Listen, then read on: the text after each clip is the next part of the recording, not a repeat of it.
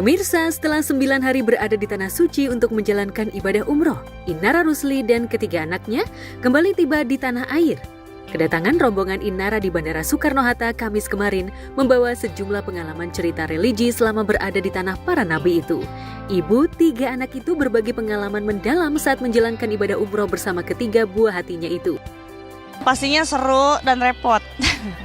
Banyak ujian. Banyak apa nak? Ujian. Banyak ujiannya, Masya Allah. Pasti kalau secara akal logika kita bawa anak-anak pasti tambah repot gitu ya. Tapi kalau kita anggap ini bukan sebagai beban, tapi sebagai penghiburan kita juga. Intinya aku nggak bisa ninggalin mereka lah selama 9 hari umroh. Sebenarnya ini tuh adalah doa yang aku ucapin waktu umroh pertama kali di 2019. 2019 itu pertama kali kami umroh. Di situ aku udah minta sama Allah untuk bisa balik lagi ke sana.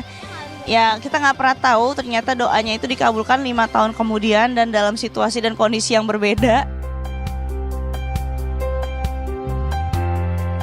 Selama umroh, Inara merasakan momen-momen yang tidak terlupakan, seperti berdesakan di beberapa lokasi yang dianggap umat Islam sakral, yakni di Hijr Ismail, mencium Ka'bah, dan berdoa di Raudhah atau Taman Surga.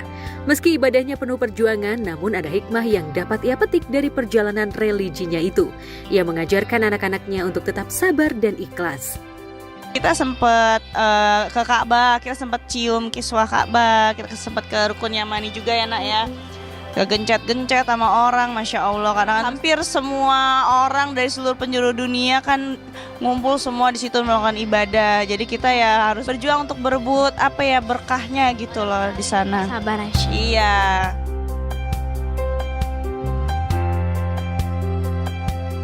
Ada salah satu cerita menarik dengan mengajak anak-anaknya ibadah umroh, yakni kedekatan ketiga buah hatinya dengan para ustadz yang mendampingi. Salah satu anak laki-lakinya bahkan memanggil ustadz tersebut dengan panggilan ayah. Hal itu lantaran mereka merasa begitu nyaman dekat dengan sang ustadz. Lantas benarkah anak-anak Inara membutuhkan sosok ayah dalam kehidupannya pasca kedua orang tua mereka bercerai? Iya, manggilnya ayah, aduh repot. Spontan aja, makanya aku juga bingung gitu kan. Maksudnya padahal sehari-hari juga kadang-kadang ke tempat dedinya gitu. Maksudnya nggak kurang lah main sama dedinya. Tapi sama Ustadz Endra sama Ustadz Amir nih kok cepet banget akrabnya. Nggak tahu tuh anak minta gendong mulu. Ustadznya Masya Allah, Tabarakallah. Untung Ustadznya juga bisa ngomong gitu, anak-anaknya jadinya aman lah, nyaman sama mereka gitu. Saking nyamannya sampai kemana-mana nyariin ustadznya mulu. Sampai hari ini Om Hendra mana, Om Amir mana, astagfirullahaladzim, maminya yang repot.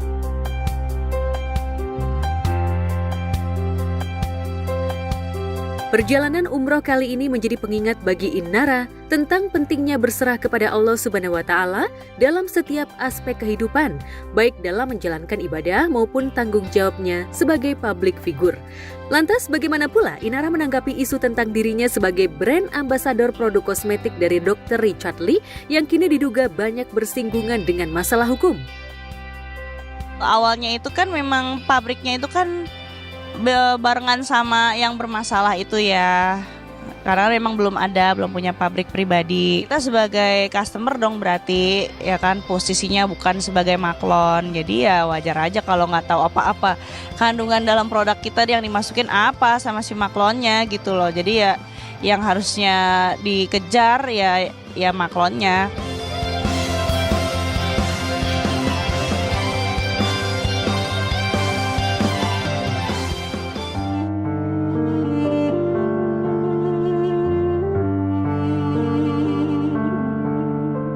Sementara itu kabar duka datang dari dunia hiburan tanah air. Ibunda dari aktor senior yang juga politisi Dede Yusuf, aktris senior era 70-an Siti Rahayu Effendi atau yang karib dikenal Rahayu Effendi, meninggal dunia Kamis kemarin di usia 82 tahun. Almarhumah mengembuskan nafas terakhirnya di rumah sakit karena mengidap penyakit jantung dan juga komplikasi. Ibu saya ini sudah hampir 60 hari di ICU.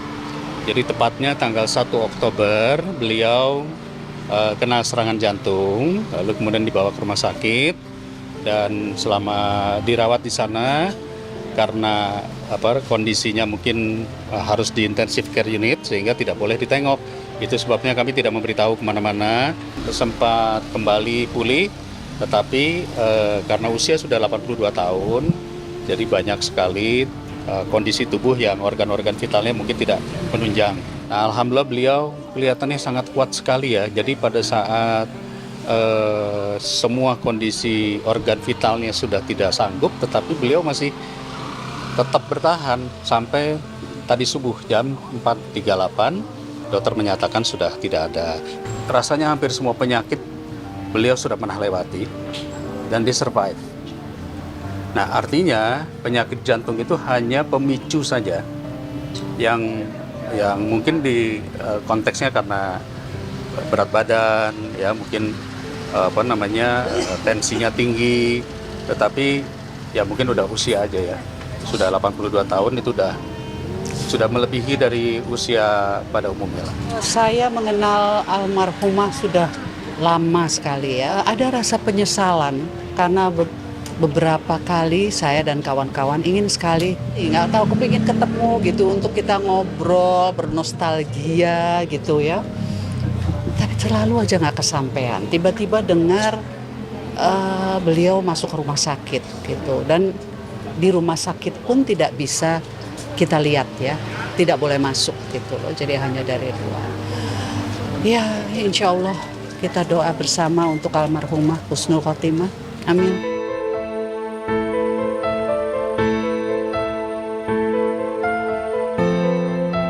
Menurut Dede Yusuf, jauh sebelum menderita sakit jantung, ibundanya juga merupakan survivor kanker dan juga mengidap ginjal. Namun, mengingat usianya yang sudah menua, maka penyakit-penyakit yang lainnya ikut menggerogoti kondisi kesehatannya. Kondisi itu membuat kesehatan almarhumah semakin menurun, hingga selama 1 bulan berada di ruang ICU dengan menggunakan alat ventilator.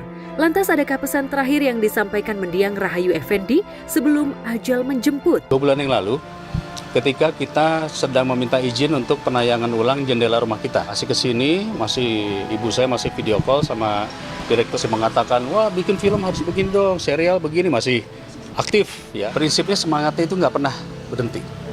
Sampai masa terakhir, dalam beberapa hari terakhir kemarin, keinginannya untuk sadar itu masih besar sekali. Figur ibu yang benar-benar gigih, bukan hanya saya atau anak-anak yang dibesarkan, tapi banyak sekali saudara-saudaranya. Ada yang dari kampung, ya, dari daerah, itu dibesarkan oleh ibu saya, juga memiliki yayasan, anti asuhan, pengajian. Tadi kalau dilihat di dalam tuh banyak teman-teman pengajian dari ibu saya.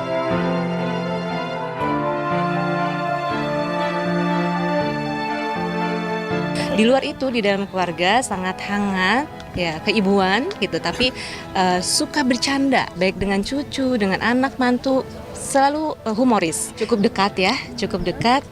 Beliau juga sangat welcome, orangnya open-minded, terbuka, jadi kita bisa diskusi apapun. Masya Allah ya, cukup smart, karena selalu kita berdiskusi baik itu tentang film dengan cucu-cucunya. Anak-anak saya mengakui bahwa kita semua bisa pintar karena Ninin selalu mengajak kita dari kecil untuk nonton film, untuk berdiskusi sejarah dunia, sejarah Indonesia, kemudian baca buku, kemudian kita diskusi dari segi ilmu atau pengalaman hidup. Beliau juga bercerita. Ibu Yayu ini orang yang sangat amat luar biasa, baik dan sangat peduli orangnya gitu loh. Jadi buat saya, kita semua kehilangan, sangat kehilangan. Kami mohon dimaafkan segala kesalahan dan hilafnya. Mohon doanya agar Mama bisa kembali ke pangkuan Tuhan Yang Maha Kuasa dengan keindahan dan kedamaian, dan tetap menjadi bintang di sisinya. Mohon doanya semua untuk almarhumah.